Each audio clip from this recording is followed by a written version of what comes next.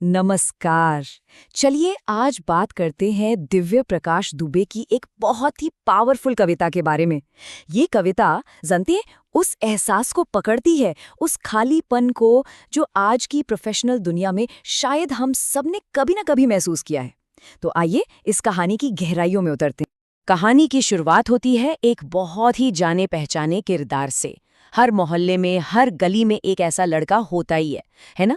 वो लड़का जो पढ़ने में सबसे तेज था, जिससे सबको बहुत उम्मीदें थीं। ये पहली दो लाइनें ही हमें सीधा उसकी दुनिया में खींच लेती हैं। तो चलिए कहानी की शुरुआत में चलते हैं, उसके बचपन और जवानी के दिनों में। एक ऐसा वक्त जब उसकी जिंदगी का मकसद बिल्कुल साफ था और उसकी आंखों में सिर्फ एक ही सपना था। तो कैसा था ये लड़का? वो सिर्फ होशियार नहीं था, वो पूरी तरह से फोकस था। 11वीं क्लास में ही चश्मा लग गया। दिन रात बस एक ही धुन सवार थी, इंजीनियरिंग में एडमिशन। इसके लिए उसने सब कुछ पीछे छोड़ दिया। दोस्त, मस्ती, हर वो चीज जो उसका ध्यान भटका सकती थी। लेकिन जैसा कि अक्सर होता है, इस तरह की लगन और मेहनत की एक कीमत भी होती है, और ये कीमत उसने अपने पर्सनल लाइफ में चुकाई। ये लाइन देखिए, कितनी कमाल की है। उसने प्यार को भी एक फिजिक्स की प्रॉब्लम समझ लिया, एक ऐसा सवाल जिसे बाद में सॉल्व किया जाएगा जब सही वक्त आएगा। उसके लिए प्यार कोई एहसास नहीं था, बस एक इक्वेशन थी जिसे भविष्य के लिए टाल दिया गया था। उसका प्लान बड़ा सीधा सा था, एकदम फिल्मी। उसे पूरा यकीन था कि एक बार वो इंजीनियर बन गया तो बस जिंदगी की हर पहेली सुलझ जाएगी। वो एक हीरो की तरह जाएगा और अपनी मंजिल पा लेगा। उसे असली जिंदगी की उलझनों का कोई अंदाजा ही नहीं था। और फिर वो दिन आता है, वो अपना लक्ष्य हासिल कर लेता है, वो इंजीनियर बन जाता है। लेकिन कहानी में असली मोड़ यहीं से शुरू होता है। हकीकत सपने से बहुत अलग दिखने वाली थी। कागज पर तो सब कुछ परफेक्ट था। मोहल्ले का वो होनहार लड़का अब एक बड़ी कंपनी में इंजीनियर था। जो सपना सालों से देखा था वो पूरा हो चुका था। ये उसकी कामयाबी का शिखर था, कम से कम बाहर से तो ऐसा ही लग रहा था। लेकिन फिर आती है ये लाइन और ये पूरी तस्वीर ही बदल देती है। इसका मतलब क्या है? इसका मतलब है गुमनामी। वो अब अपने मोहल्ले का हीरो नहीं रहा। वो उस बड़ी सी कंपनी में काम करने वाले हजारों होनहार लड़कों में से बस एक चेहरा बनकर रह गया। उसकी अपनी पहचान कहीं खो गई। और विडंबना देखिए, मोहल्ले में आज भी वो एक मिसाल है। दूसरे लड़के उसके जैसा बनना चाहते हैं।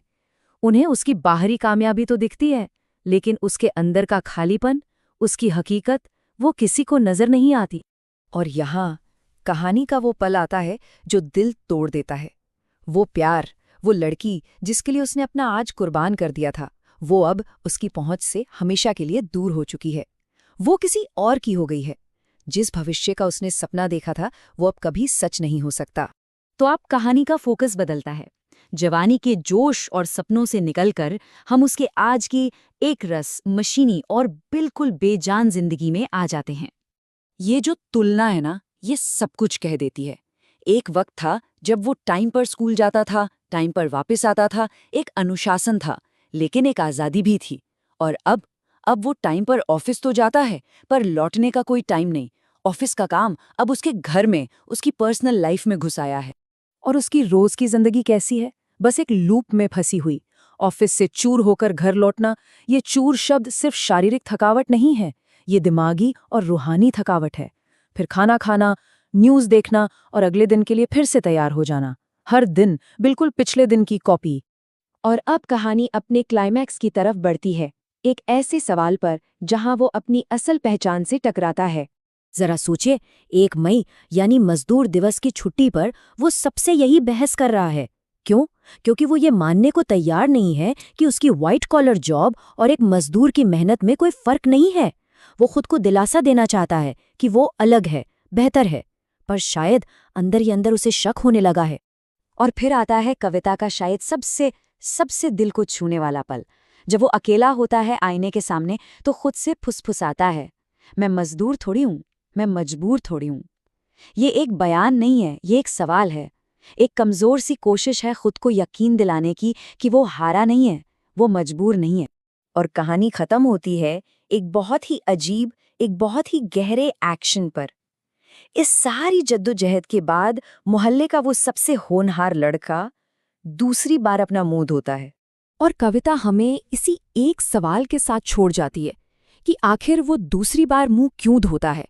क्या वो उस ऑफिस वाले चेहरे को, उस कॉर्पोरेट नकाब को धोकर उतारना चाहता है, या फिर क्या वो अपने उस पुराने चेहरे को, उस मोहल्ले के सबसे होनहार लड़के वाले चेहरे को वापस पाने की कोशिश कर रहा है? इसका जवाब शायद हम सबको अपनी अपनी जिंदगी में खोजना है।